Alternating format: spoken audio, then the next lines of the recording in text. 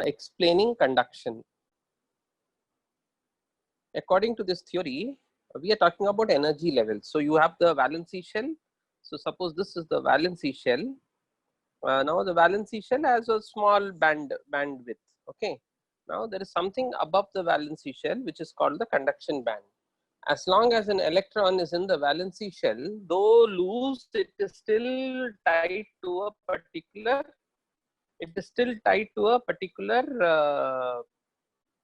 Atom. But there is something beyond that which we will call the conduction band, where all the electrons, they are basically, you have heard of metallic bonds. So once metallic bonds are formed, those outermost electrons are all free, and those outermost electrons, they are all wandering in the conduction band. Now in conductors, there is an overlap between the conduction band and valency band. As a result, the electrons easily jump from the valency band to the conduction band. So in conductors, the electrons easily jump from valency band to conduction band. Okay, now this is in conductors, because there is an overlap between them. Even because of thermal energy, it can just go to the conduction band. Now as you keep lowering temperatures, it can't. So at very low temperatures, it will not conduct. Okay. Then I have insulators. In insulators, there is a significant band gap. This band gap is of the order of 3 electron volt. That means to take electron from here and to put it there. To take an electron from here and put it there, it will take 3 volt of potential difference. Okay, so it is more than 3 volt. It need not be just 3 volt, it is more than 3 volt. The definition of an insulator is any material where the band gap is more than 3 volt is an insulator. Okay, so here what happens is when you increase the temperature,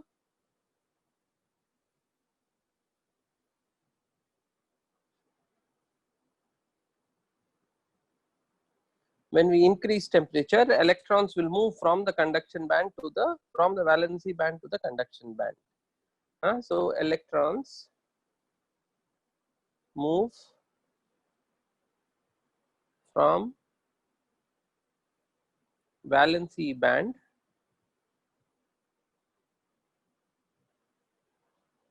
to conduction band. Yeah, so the n value increases, but still n is low. N is not very high, but n is still not as like 10 power minus 3, 10 power minus 4, or 10 power minus 10 like that. So n is still low. In this case, there is no significant impact on tau. But here what happens is that as temperature increases, there is no impact on n, but there is an impact on tau. Yeah. So based on this, we said that metals have a positive thermal coefficient. Metals have a positive thermal coefficient of resistance, while insulators and semiconductors have negative thermal coefficient.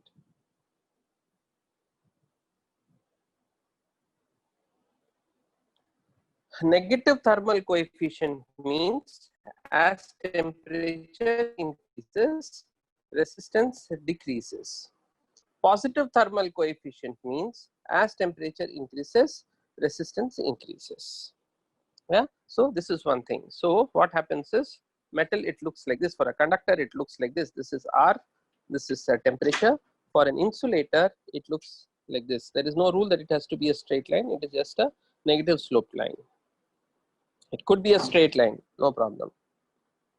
Okay, so this is how conductors behave. This is how insulators behave.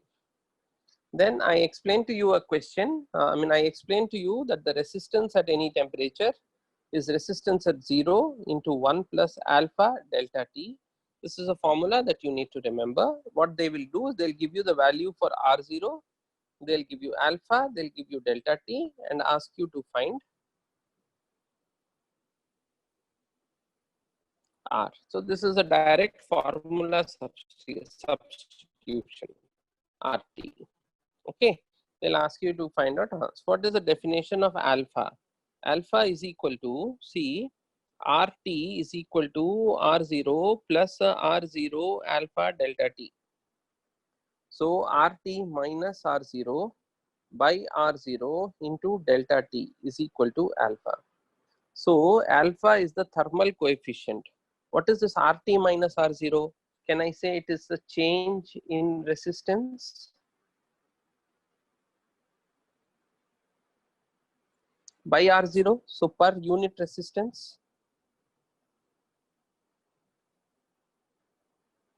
by delta T per degree rise in temperature.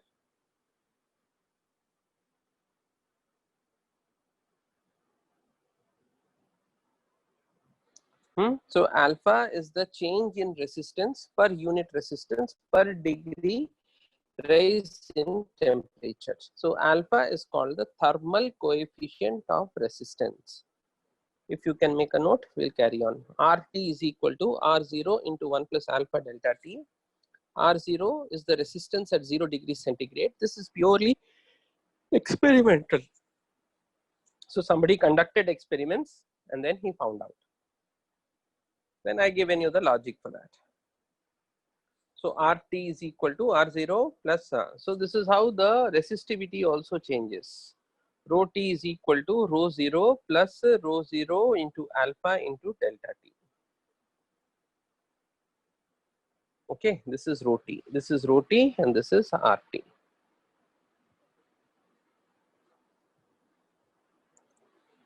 So the thermal coefficient of resistance is the change in resistance per unit resistance per degree rise in temperature.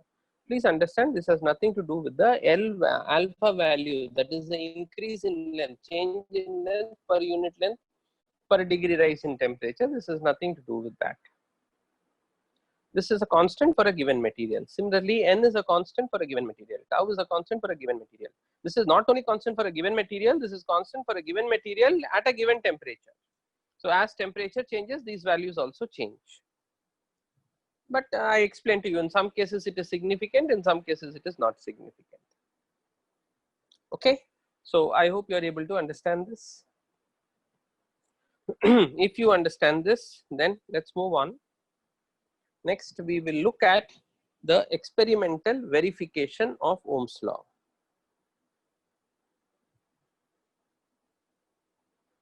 Experimental verification of Ohm's law.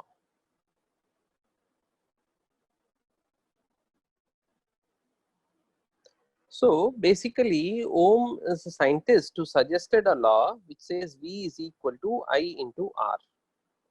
This is a experiment that you will also be doing in your lab. So very important, and you get questions from here quite frequently. Okay, so what way Ohm did is he took a resistor and connected it to a potential source. Okay, and he connected it to a variable potential source. And then he measured the current in the circuit. What he did is he kept changing the V value. He kept changing the V value. Then he saw that as the V value changes, the I value also changes. Okay, so when V was 0, I was 0. Now as V value is increased, the I value also increases. So he saw that the plot lies on a straight line. So when it lies on a straight line, he said that look, V seems to be proportional to I. So he said that I is proportional to V by a constant, or V is equal to I into R, where R is a constant. What he did is, this graph is a little difficult for us to understand, but if we have I on the x-axis, V on the y-axis, then this is very simple to understand.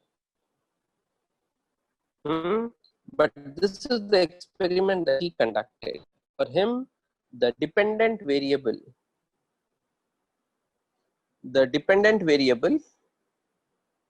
was I. The independent variable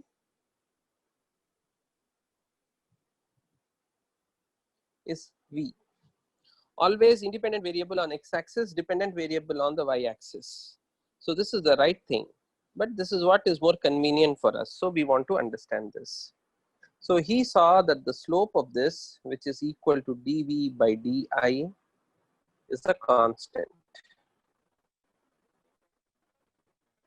So from there he said V is proportional to I, and V is equal to I into R, where R is the resistance of the body. So this is what we do experimentally. So the way we do experimentally is we change the values of V for a given R value. We find out what is the current and we plot the graph. We see that the graph is a straight line. Okay, can you please work on it? This is the circuit diagram. This is a device which measures current, which is called ammeter. Then there is a device which will measure the potential difference. We can measure it across here also. So that is called a voltmeter. So he took the observation of the voltmeter, he took the observation of the ammeter and plotted a graph. When he plotted the graph, he saw that the graph was a straight line. From there, he said V is proportional to I, or V is equal to I into R, where R is the resistance. Okay. The kind of question that you will get in your board exam is this. They will give you two graphs like this, A and B. They'll ask you in which case is the resistance high. Okay, so I have not told you what is there on the x-axis and y-axis. If V is here, I is here, the slope is equal to R. So here the slope is less, here the slope is greater. So slope is greater means resistance will be greater. Okay, here slope is less. Slope is less means resistance will be less. For a given potential, here the current is much higher than here. So if V is equal to I into R, so V is high, I is high. So if I is high, R will be low. So here R will be low, here R will be high. On the other hand, if I have a graph where I have V here and I here, now it becomes different. Now you see I is equal to V by R. Okay, so now in this case, the resistance is low, and in this case, the resistance is high. Here, the resistance is high, and here in this case, the R is low. So we need to find out. So Ohm's law is V is equal to IR, or V is directly proportional to I, and there is a linear relationship. There is a linear relationship. So this is what is referred to as Ohm's law, and a conductor which follows Ohm's law is called an ohmic conductor. A conductor which follows Ohm's law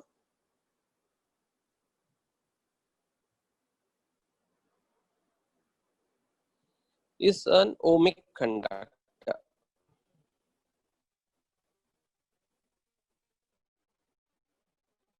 Or a resistor which follows Ohm's law is called an ohmic resistor. That means there are ohmic resistors and non-ohmic resistors. Whenever the V versus I graph is a straight line, it's an ohmic resistor.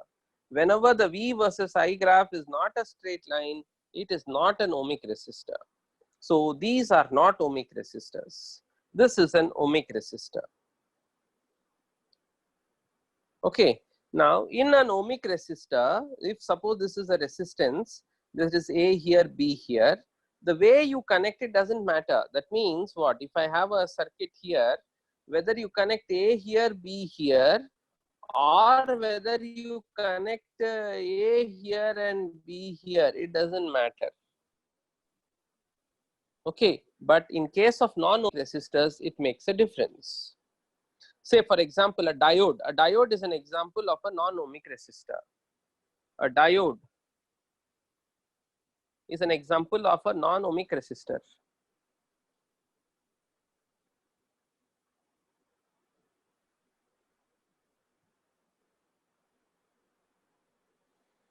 A diode is an example of a non-ohmic resistor because it matters. How you connect a diode matters. So the V versus I graph for a diode looks like this. So when I connect it in reverse, it is different. So this is an example of a non-ohmic resistor. Ohmic resistor, always V versus I graph is going to look like a straight line. A simple resistor made up of nichrome is an example of an ohmic resistor. So you have ohmic resistor, non-ohmic resistor. They'll ask you to differentiate between ohmic resistor and non-ohmic resistor. So it is all there in the graph. In an ohmic resistor, the V versus I graph is a straight line. In a non-ohmic resistor, the V versus I graph will not be a straight line. It could be decreasing, it could be increasing with a curved line. So diodes are examples. All semiconductors are examples of non-ohmic resistors.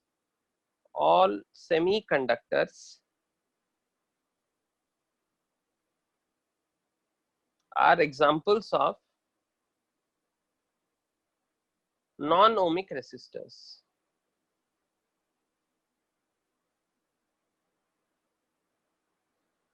All semiconductors are examples of non-ohmic resistors. So in a non-ohmic resistor, the V versus I graph is not a straight line. In a non-ohmic resistor, mostly the way you connect the resistor influences the current.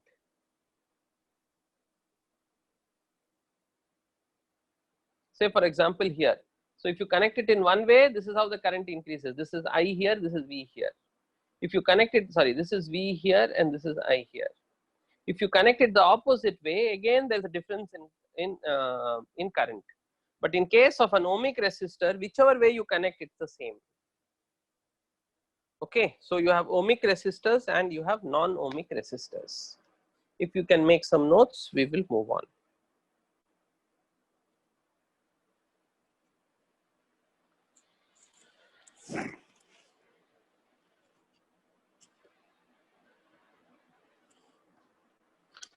So you have ohmic resistors, you have non-ohmic resistors. Here I was explaining to you how the V versus I graph is. Here I explained to you how the V versus I graph for a non-ohmic resistor is.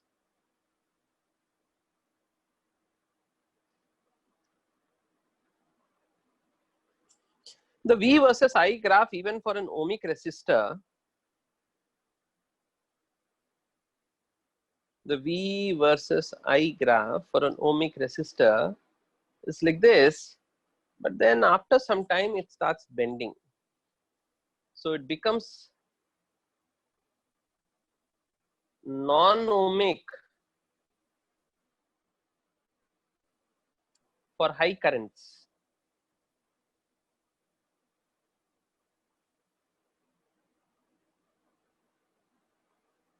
Can you think of a reason why it is like this? Why does it become curved?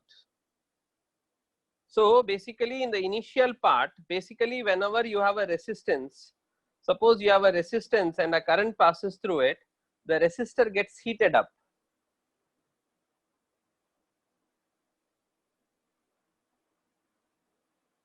Whenever you have a current passing through it, the resistor gets heated up. So when the resistor gets heated up, then what happens? I already told you RT is equal to R0 into 1 plus alpha into delta T. So the resistance goes up. So once the resistance goes up, then it's actually a variable. So when the resistance goes up, the V is equal to I into R. This R value is no more a constant. So here the heating effects of current starts coming in, and because of the heating effect of current, this becomes a curved line. So because of that, we say it is a non-ohmic resistor. So an example of non-ohmic resistor, all semiconductors, all diodes, all transistors are examples of non-ohmic resistors. Apart from that, ohmic resistors for high voltage or high current, they also behave like non-ohmic resistor. That is, the V versus I graph is not a straight line. Can you make some notes?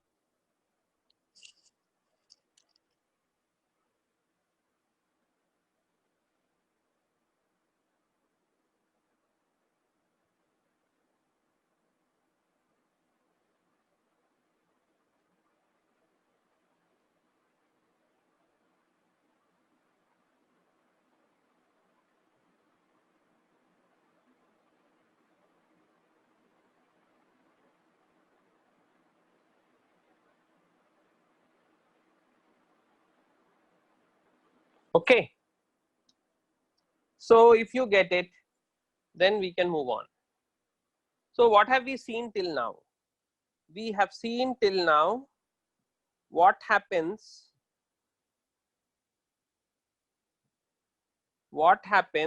when a potential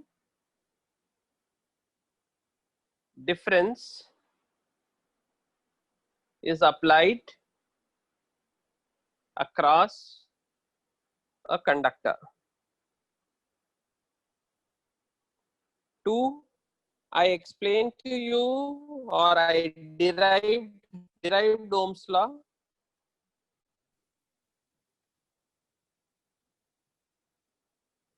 I derived Ohm's law. Then I explained to you about N and tau and resistivity.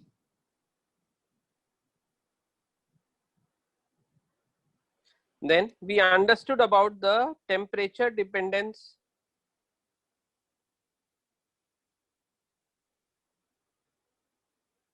on resistance. That is, how does the resistance depend upon temperature? Yeah, so we learned that. Then again, we did the experimental verification.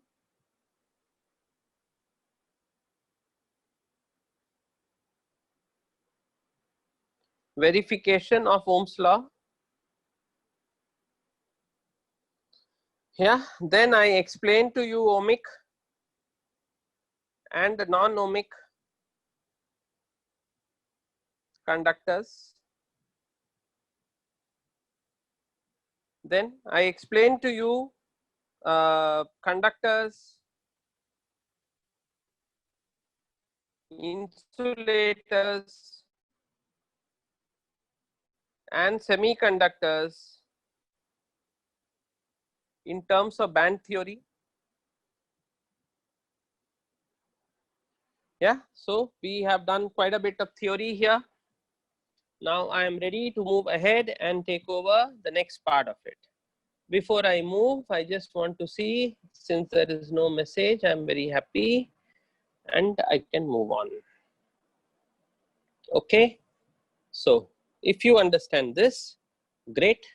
We have to next read something called as Kirchhoff's law.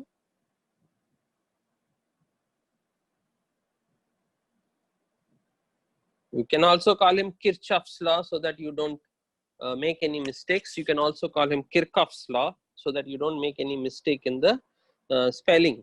So we are going to learn two very important laws which are called Kirchhoff's law or Kirchhoff's law or Kirchhoff's law. I like to call it Kirchhoff's law so that I don't make any mistake in the spellings. Okay.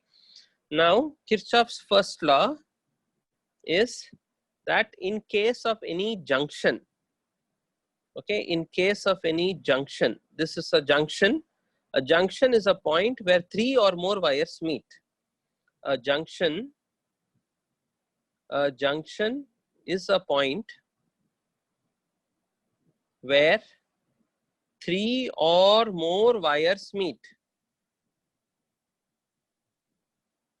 Okay, a junction is a point where 3 or more wires meet, and the current approaching a junction is equal to the current leaving a junction.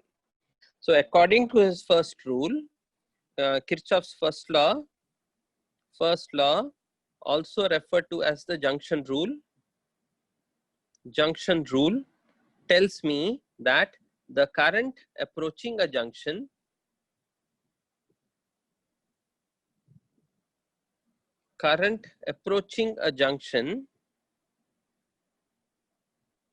is equal to the net current leaving the junction.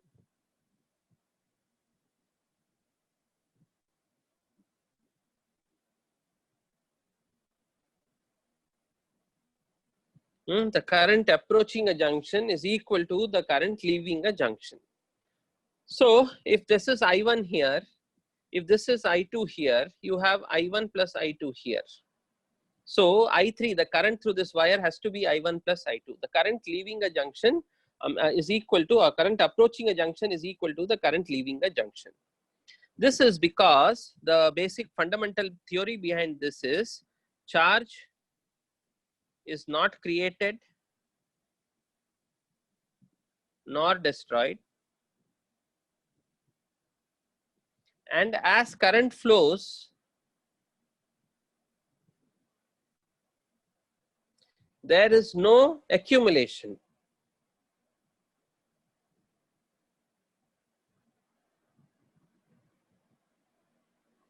As current flows, there is no accumulation. Only because there is no accumulation, whatever charge is going in, rate of charge inflow is equal to the rate of charge outflow. So the logic behind the first law is the law of conservation of charge. Law of conservation of charge. Okay, so this is the first law, very simple law.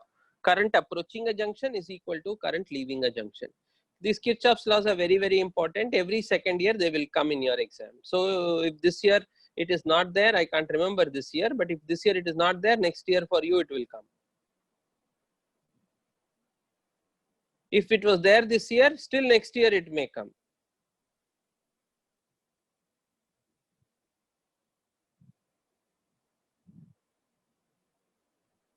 Okay, so this is Kirchhoff's first law. According to Kirchhoff's first law, the current approaching a junction is equal to the current leaving a junction. What is a junction? A junction is a point where 3 or more wires meet. This is not a junction. This is not a junction. This is not a junction. Only if there is another wire here, only if there is another wire here, there is a junction.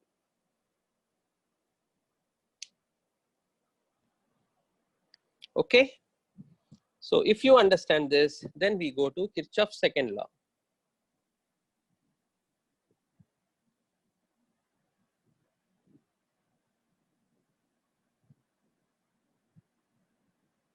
Okay, so now let's understand this a little better. First, let's focus a little. Let's talk about it a little, and then let's move on. See, suppose this is a conductor.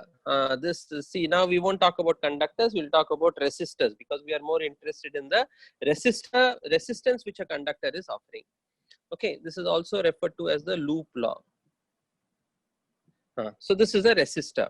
So when you put a potential difference here, what happens is the current flows through this. Now you know current flows from high potential to low potential. So this is positive, this is negative. So this will be high potential, this will be low potential. So we have to realize that when a current passes through a resistor, there is the loss in potential.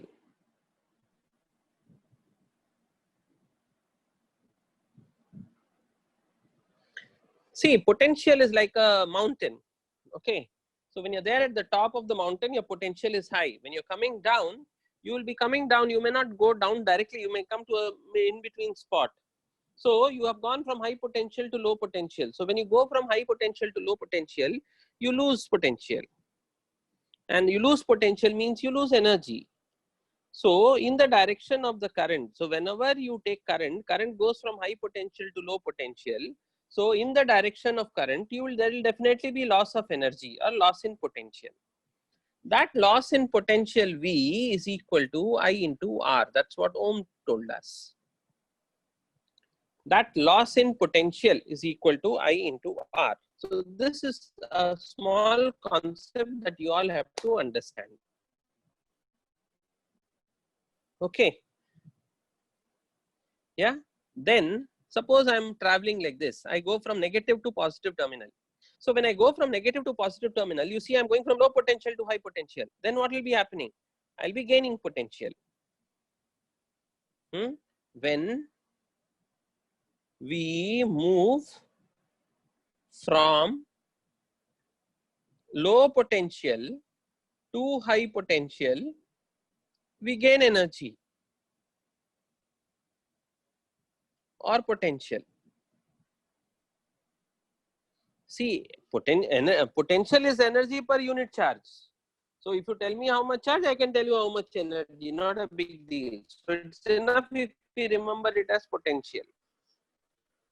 So when you go from high potential to low potential, in the direction of current, when you go through a resistor, there is a drop in potential. On the other hand, when we move from low potential to high potential, when you go opposite to the direction of current, then you are gaining potential.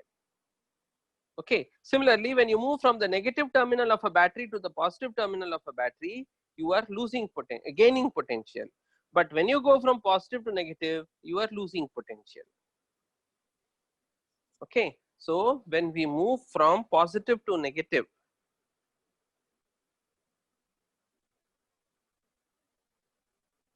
when we move from positive to negative of a battery, we lose potential. Now when we move from negative to positive, we gain potential. Okay, so this small aspect, all of you must be able to understand what it means. Okay, so if you have made notes of, we have still not reached second law. Okay, I have not even started second law. Okay, now I will start second law. I'll go to a new page.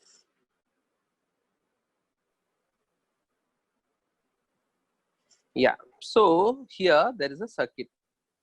This is suppose R1. This is R2.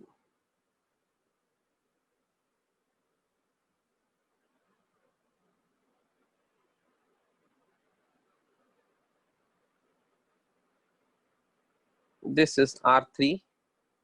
This is V1, V2. Suppose V2 is greater than V1. Suppose V2 is greater than V1. So this battery will be driving the current. So there will be current like this, there will be current like this, there will be current like this, there will be current like this way, this way, this way, this way, this way. Remember, nowhere are charges generated. So if some I current leaves the battery, what will be the current entering the battery? Also I. Otherwise, what will happen? Otherwise, the battery will be generating charges, which is not possible. Okay. So here we are coming up with the rule: current leaving a battery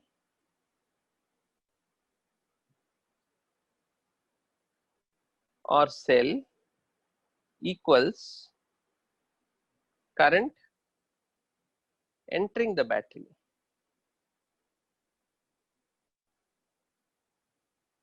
What is the logic behind this? Law of conservation of charge.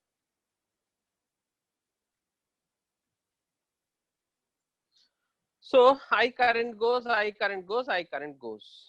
Okay. Suppose I am at this point, Suppose I am at this point, suppose I am a charge Q. Okay.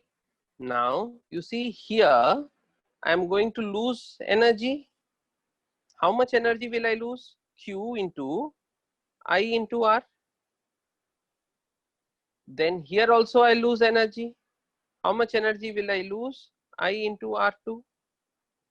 Here I'm going from positive to negative. So positive to negative means what? I'm going from high to low. So if I'm going from high to low, what will happen? Again, I lose energy. So I will lose energy. Then again, I'm going here. So plus I into R3. So this is the total energy that I have lost. Because I have lost, I'll put a negative sign. Now when I'm going from negative to positive, I'm going to gain energy. So I'm going to gain plus Q into V2. And I've reached my point. If I've reached my starting point, there is, you know, that potential energy depends only on starting and the ending point. If the starting and ending points are the same, then there will be no change in potential energy. So this will be equal to 0. Yeah, this will be equal to 0. So the Q here and the Q here can get cancelled, and I have a equation like this, that V2 minus IR1 plus IR2 plus IR3 plus V1 is equal to 0, which means that in any closed circuit, in a closed circuit, only in a closed circuit you can start from a point and come back to the same point. So in a closed circuit, the sum of gain in potential and the loss in potential is equal to 0. What sum? It's an algebraic sum. That means you are putting appropriate signs. In a closed loop,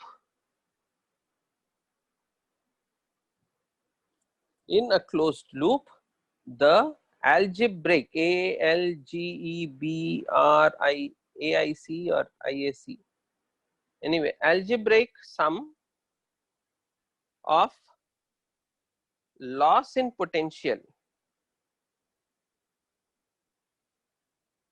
and gain in potential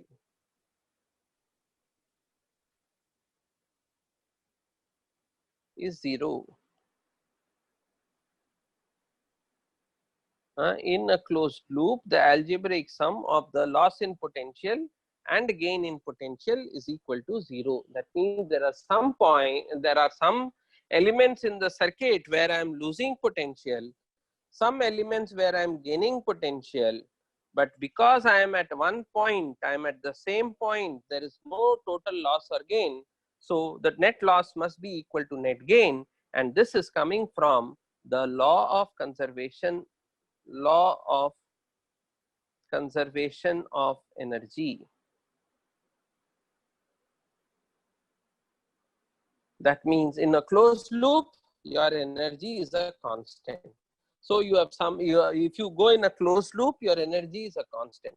So if you have lost energy at some points, you have gained energy at some points, and the loss must be equal to the gain. Suppose you are there at a peak of at the top of a mountain. You come like this, and then you go up to the same height. Then you have lost energy potential at some points, and you have gained potential at some points. Because you are at the same height, your potential is the same. So the loss must be equal to the gain. So that is nothing but the law of conservation of energy. This is what is referred to as the loop law. Because we are going in a closed loop, we are calling it the loop law. This is the loop law. In a closed loop, the algebraic sum of the loss and potential and gain in potential is 0. When do you lose potential? When you go from positive to negative, you lose potential. In case of a battery, when do you lose potential? When you go from positive to negative, you lose potential. When do you gain potential? You gain potential when you go against the current. You gain potential when you go from negative to positive. So in a circuit, there are some places where we lose, there are some places where we gain. The net loss is equal to the net gain.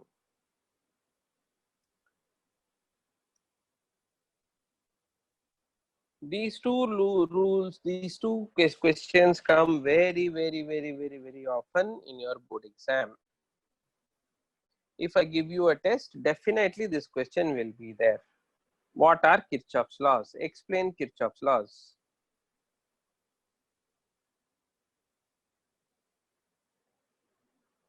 Okay, what are Kirchhoff's laws? Explain Kirchhoff's laws. So this is what is Kirchhoff's law.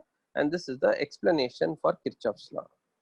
So according to the law 1, the current approaching a junction is equal to the current leaving a junction. So we have Kirchhoff's first law.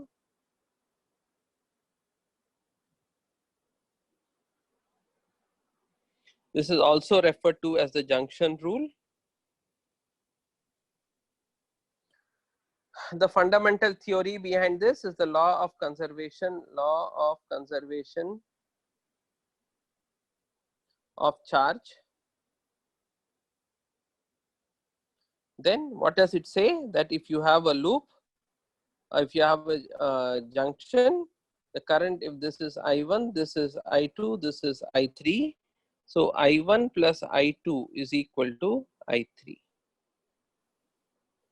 Current approaching a junction is equal to the current leaving the junction. That is Kirchhoff's first law. Okay. Then you have Kirchhoff's second law.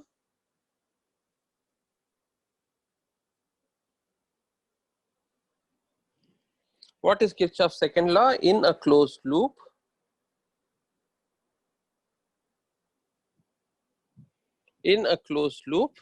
the net gain in potential must be equal to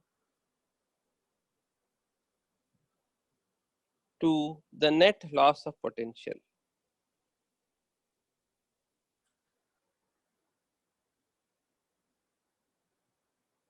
You see, we got V2 is equal to this much, which I can further write V2 is equal to IR1 plus IR2 plus IR3 minus V1. So this is the gain in potential, this is the loss in potential, and the loss in potential and the gain in potential are equal. Okay, that is what is Kirchhoff's second law. Kirchhoff's second law is also referred to as the loop law. It is also referred to as the loop law, and it is coming from the law of conservation of energy. It is coming from the law of conservation of energy. Okay, do you understand it? So write some notes and then we will look at its applications. Write down your notes and then we will look at its applications.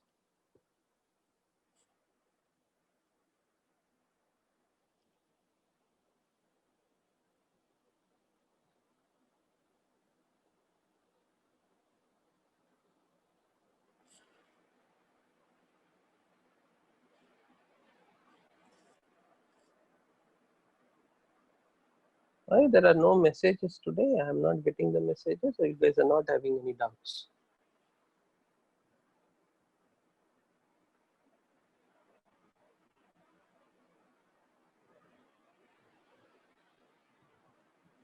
Okay, so if you guys understood these two, then let us move on and let us look at one application or two applications today.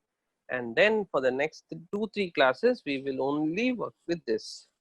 Okay, suppose I have a resistor like this called R1. I have another resistor here called R2. And I have another resistor here called R3. And I have a potential source. Okay, you ask me the question, what is the effective resistance? What is the effective resistance? So here, this is the current. This is the current which is moving. Yeah, how to the logic I have put? Current leaving a junction is equal to current entering a junction. Now some of you think, when current flows this way, will the current not reduce? Yes, if laddus go from in front of us, they will reduce, because the number of laddus coming in is not equal to the number of laddus going out, because there will be accumulation in our stomach.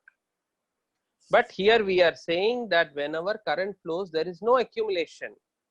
So if there is no accumulation, always current entering will be going to is equal to current going out. Please don't think that the current will reduce. Okay, current entering is equal to current going out. So in the first step, I drew all the current. Current always leaves the positive terminal. Current always leaves the positive terminal and enters negative terminal, and that current leaving is equal to current entering, because the battery doesn't create charges. The battery just enables the charges to move. It's just like a force. That's why battery is actually, that voltage is called the electromotive force. It just makes the current move in the circuit. So battery is a device which generates EMF, electromotive force. So that is, the charges move only because of the EMF. That is what the battery does. Okay, so here I have applied. Now I am going to apply the second law. What does the second law say? Loss in potential is equal to gain in potential. So here I am going to lose potential IR1. Here I am going to lose potential IR2. Here I am going to lose potential IR3, and that must be equal to the gain in potential here V, which we can also say as EMF E. This has an EMF E. So what can I say? This is equal to I R1 plus R2 plus R3. What is this? This is the effective resistance. What kind of a circuit is this? It's a series circuit. Did you notice that in a series circuit, the current through all the elements is the same? Current through all the elements is the same.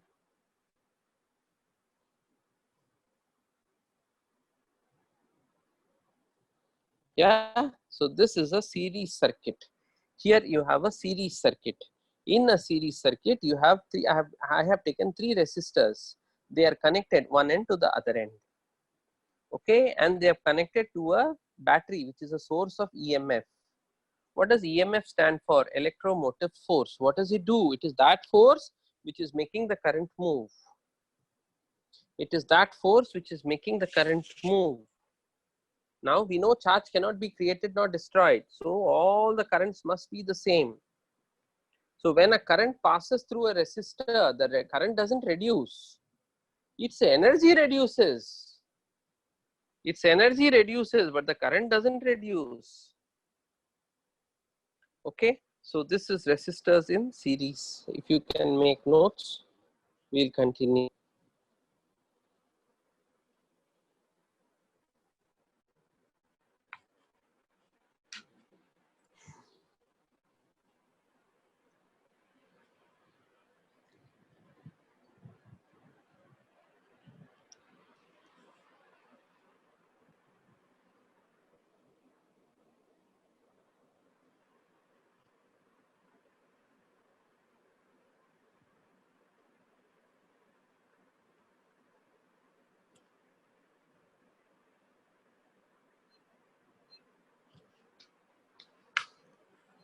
Okay, so if you understand this, let me go to another circuit, which will make it look like this.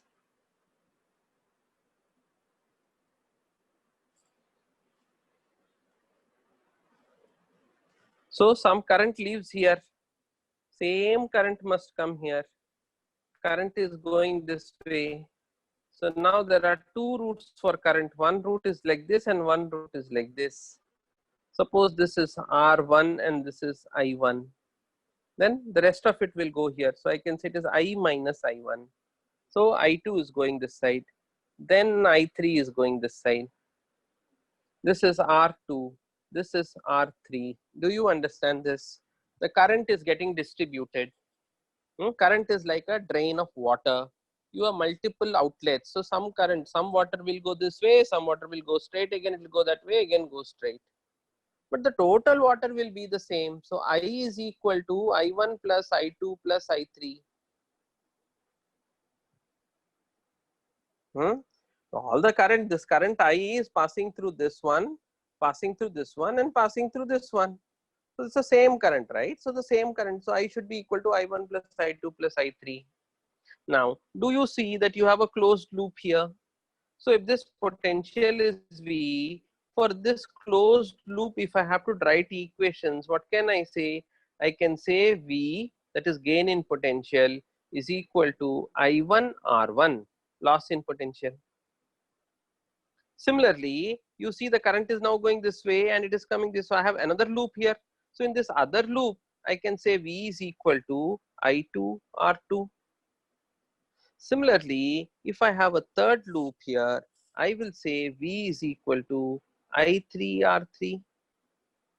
So from here I can find out I1, I2, I3, substitute here and get 1 by R is equal to 1 by R1 plus 1 by R2 plus 1 by R3. Can you make notes?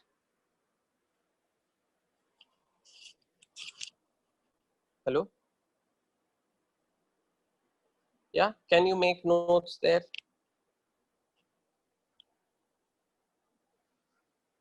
So I will teach you this again in the next class. I will teach you series parallel again tomorrow. Oh, I said I'm going to discuss the question paper. I keep forgetting. Okay, tomorrow I will discuss the question paper. Then again, we will look at series parallel on Monday and we will learn more things on Monday. Okay. I only hope you guys are reading at home and I also hope you are thinking at home. I hope chapter number 2 is over. I told you first June we will have exam, so I fixed up the dates of the exam.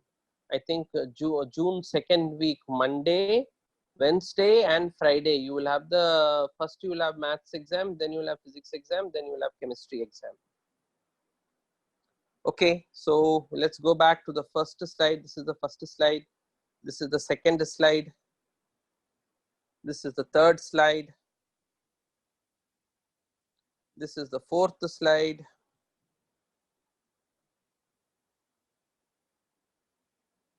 This is the fifth one.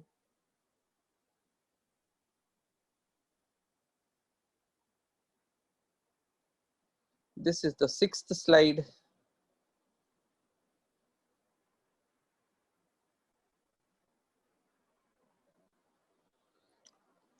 Seventh one where I summarized what all we have read till now.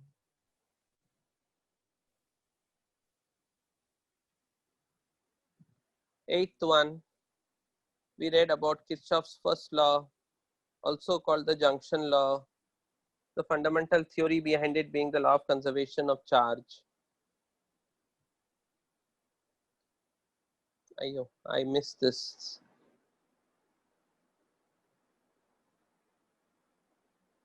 Then you have Kirchhoff's second law.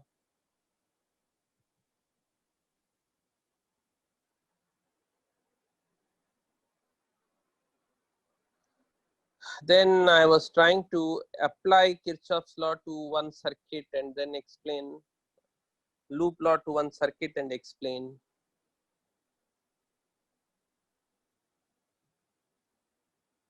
Then I was trying to summarize both of them. Junction rule based on law of conservation of charge.